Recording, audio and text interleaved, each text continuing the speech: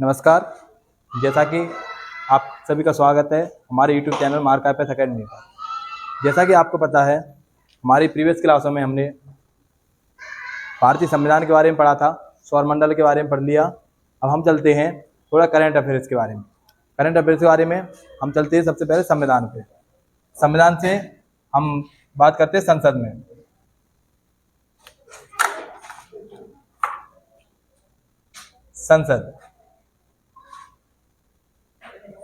संसद क्या होती है?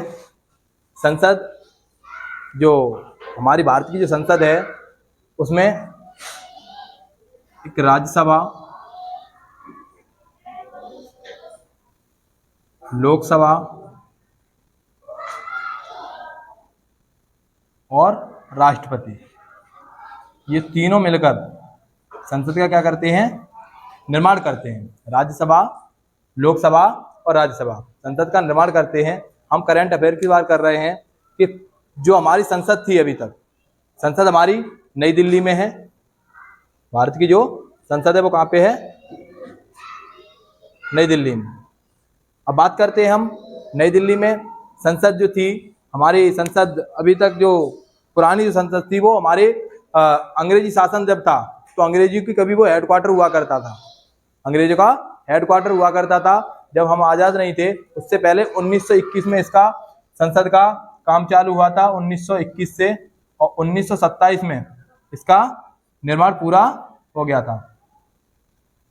कार्य प्रारंभ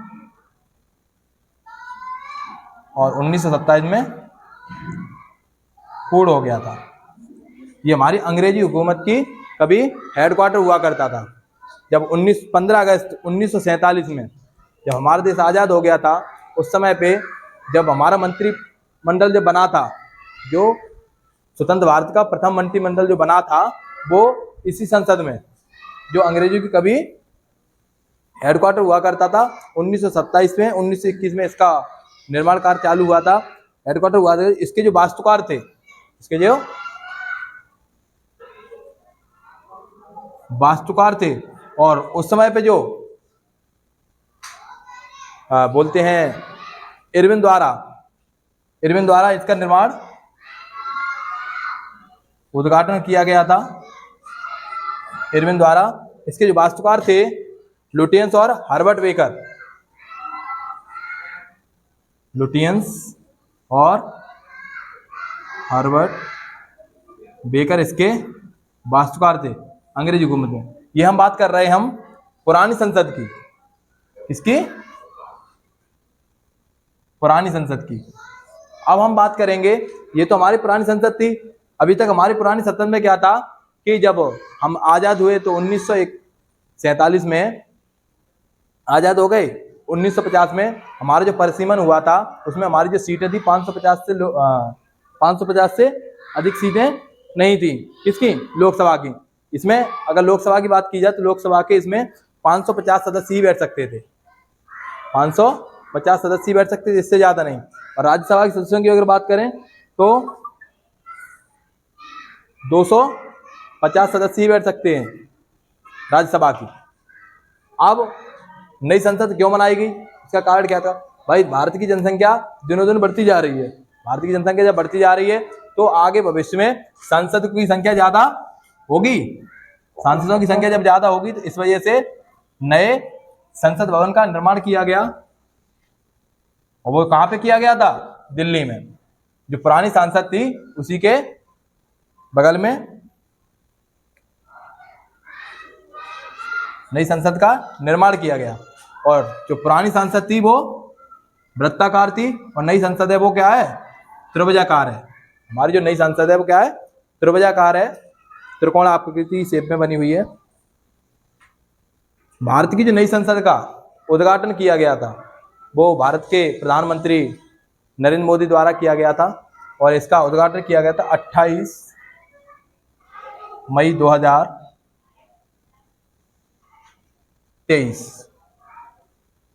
भारत का जो नई संसद थी उसका उद्घाटन किया गया था। क्या किया गया था?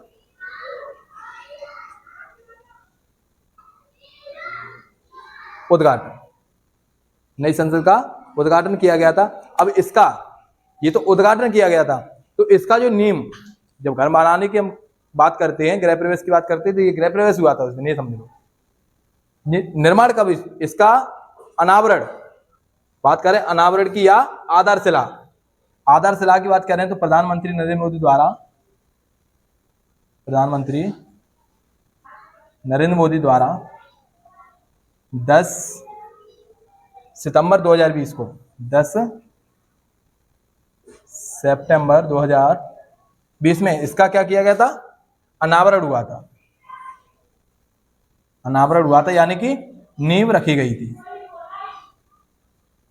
उस समय पे भारत में कोरोना काल चल रहा था, जिस समय पे भारत में कोरोना काल चल रहा था, उस समय पे नई संसद भवन का क्या हुआ था, अनावरण हुआ था 10 सितंबर 2020 को, और इसका उद्घाटन 28 मई 2023 को हुआ था। नए संसद भवन के वास्तुकार की अगर बात करें तो नए संसद भवन के वास्तुकार जो हैं, पुरानी संसद भवन के वास्तुकार हमने पढ़े थे, नए संसद भवन के वास्तुकार जो हैं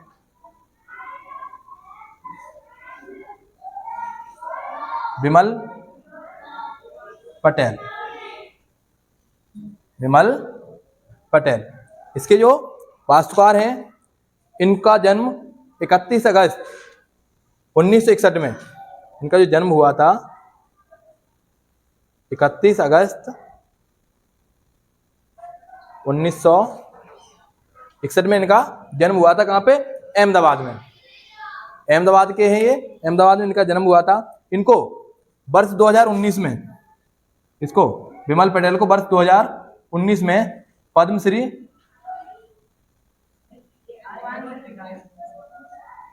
से नवाजा गया था, पद्मश्री विभूषित इनको पद्मश्री पुरस्कार इनको मिला था 2019 में विमल पटेल को, वास्तुकार के क्षेत्र में। इससे पहले नई संसद भवन से पहले इन्होंने Gujarat high court, IIM Ahmedabad, IIT Jodhpur, Kashi Vishwanath विश्वविद्यालय, इसमें वास्तुकार इनके काम कर चुके हैं विमल पटेल। अब बात करते हैं हम नए संसद भवन में जो लोकसभा की सीटें हैं वो कितनी हैं। नए संसद भवन की अगर बात करें, ये पुराने में थी, नए संसद भवन की अगर बात करते हैं, नए संसद भवन में लोकसभा की जो सीटें हैं वो 888 सीटों का, नए संसद भवन में लोकसभा की जो सीटें वो कितनी है, 888 सीट। यानी कि आगे 2026 में जो परिसीमन होगा, यानी कि हमारे भारत की जब जनसंख्या बढ़ गई तो आगे भविष्य में सांसदों की संख्या बढ़नी चाहिए। भाई क्षेत्र ज्यादा हो रहा है, कम अगर नेता हैं तो काम नहीं बन पाता, तो 888 सीटों का प्रावधान किया गया है। चुनाव कितने पे किया जाएगा वो 2026 में पता पड़ेगा। 888 संसद वहां पे बैठ सकते हैं लोकसभा के। यहीं पे बात कर लेते हैं हम नई संसद भवन का जो थीम है, किसका, लोकसभा का, लोकसभा का थीम है जो डिजाइन, इसको हम बोल सकते हैं डिजाइन, वो कौन सा है, मोर थीम है, मयूर थीम बोल सकते हैं। कौन सा है, मोर थीम पे आधारित है। लोकसभा की जो सीटें बनी हुई हैं 888 सीटें, जैसे ऊपर की आपकी छत होती है घर की, उस पर जो मोर थीम बना हुआ है, मोर के जो पंख होते हैं उस तरीके की डिजाइन है उस पर पूरे लोकसभा की, जहां जहां तक लोकसभा की सीटें बनी हुई हैं 888 वहां पर मोर थीम है, जो कि हमारा क्या है, एक राष्ट्रीय पक्षी के आधार पे बनाई गई है। ये हमारा क्या था, राष्ट्रीय पक्षी है मोर, सबको पता है। तो इसकी जो थीम है कौन सा है, मोर थीम पे है। नए संसद भवन में राज्यसभा की कितनी सीटें हैं, हमने पुरानी पे देख ली 250 सीटें थी, उससे अधिक नहीं थी। राज्यसभा की नए संसद भवन में अगर बात करें तो 384 सीटें हैं। कितनी है, 384 सीट है नए संसद भवन में, 384 सीट। इससे पहले पुरानी संसद भवन में 250 सीटें थी। इसका भी थीम, यानी कि इसकी जो डिजाइन है ऊपर की, वो कमल थीम पर आधारित है। किस पर, कमल थीम पर आधारित है, जो कि हमारा क्या है, राष्ट्रीय पुष्प है, राष्ट्रीय पुष्प है। कुछ लोगों ने इस पे ऑब्जेक्शन भी उठाया था, कमल थीम क्यों बना दिया गया है, क्योंकि बीजेपी सरकार है, बीजेपी का जो चुनाव चिन्ह है वो कमल है। ऐसा नहीं था, उसका राष्ट्रीय पुष्प क्या है, कमल है, इस वजह से कमल थीम पर आधारित है। 84 सीटें हैं राष्ट्रीय पुष्प के आधार पर हमारा जो कमल थीम है उसकी जो ऊपर की डिजाइन है वो। और इसमें नए संसद भवन को बनाने में खर्चा जो आया था, नए संसद भवन को बनाने में जो खर्चा आया है 971 करोड़ का खर्चा आया। 971 करोड़ रुपए खर्च हुए। 971 करोड़ का खर्चा आया है इस नई संसद भवन की छत पर। नई संसद भवन के छत पर अशोक स्तंभ का प्रतीक बना हुआ है, जो कि हमारा क्या है, राष्ट्रीय चिन्ह है। अशोक स्तंभ बना है इसकी छत पर, जो कि हमारा क्या है, राष्ट्रीय प्रतीक है। ये कांस्य धातु का बना हुआ है। किस धातु का है? कांस्य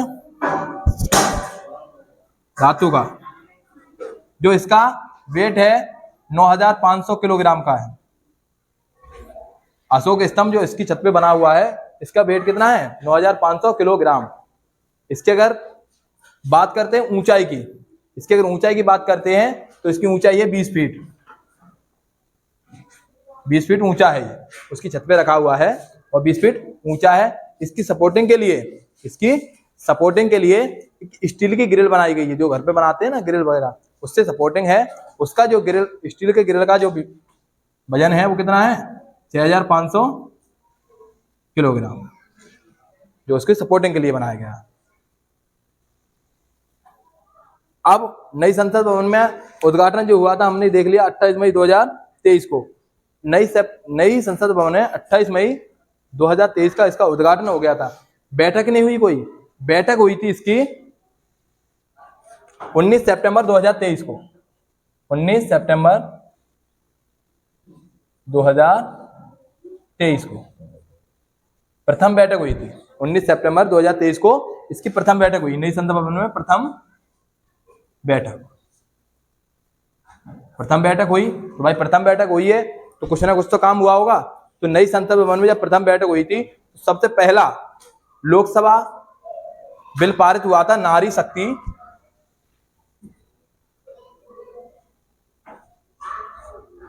शक्ति बंधन अधिनियम।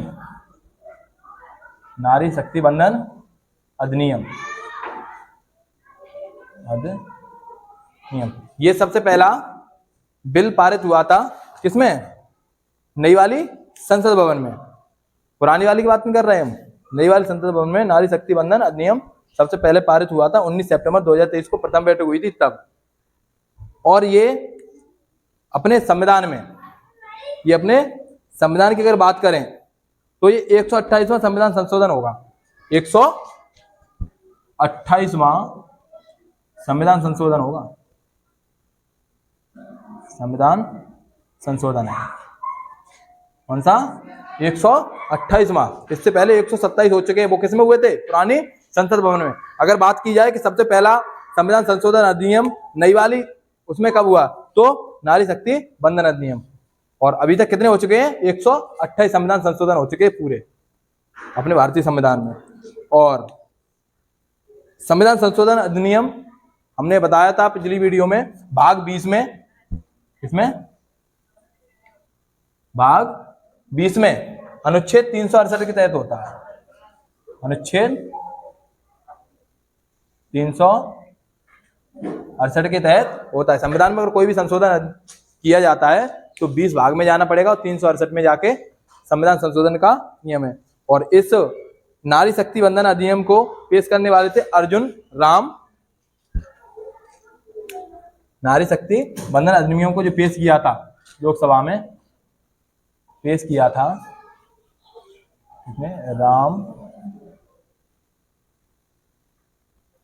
अर्जुन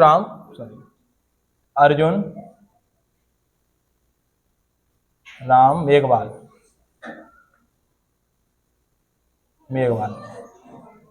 इस पे हमारे लोकसभा के जो सदस्य थे उन्होंने सबने सहमति जताई, 2 को छोड़ के।